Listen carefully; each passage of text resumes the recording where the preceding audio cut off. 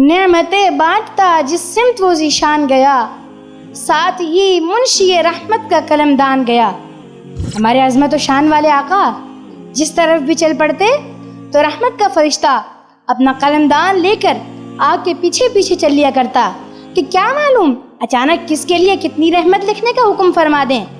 حضور علیہ الصلوۃ والسلام ارشاد فرماتے ہیں انما انا قاسم واللہ یعطی، یعنی خدا تعالیٰ دیتا ہے اور میں ہی تقسیم کرتا ہوں۔ حضرت جابر رضی اللہ تعالیٰ عنہ سے روایت ہے کہ جب بھی حضور علیہ الصلوۃ والسلام سے کسی چیز کا بھی سوال کیا گیا تو آپ نے کبھی نفی میں جواب نہ دیا۔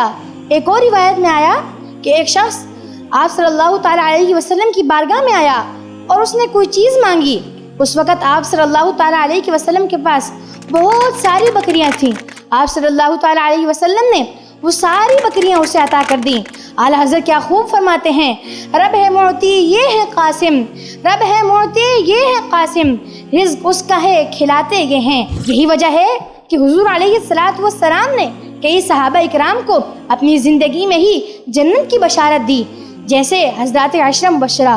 اور بھی کئی صحابہ اکرام ہیں جن کو حضور علیہ الصلوۃ والسلام نے ان کی زندگی میں ہی جنت کی بشارت دی تھی، جیسے حضرت ربیعہ رضی اللہ تعالیٰ عنہ جو آپ کو وضو کرایا کرتے تھے۔ جب ایک دفعہ وضو کرا رہے تھے تو آپ کا دریائے رحمت جوش پر آ گیا اور آپ نے ارشاد فرمایا کہ اے ربیعہ جو مانگنا ہے مانگ لو، میں عطا کر دوں گا۔ حضرت ربیعہ رضی اللہ تعالیٰ عنہ نے کہا کہ یا رسول اللہ جس طرح مجھے دنیا میں آپ کی رفاقت نصیب ہے اسی طرح میں جنت میں آپ کی رفاقت چاہتا ہوں۔ حضور علیہ الصلوۃ والسلام نے صرف جنت ہی نہیں بلکہ جنت میں اپنا قرب بھی عطا فرما دیا۔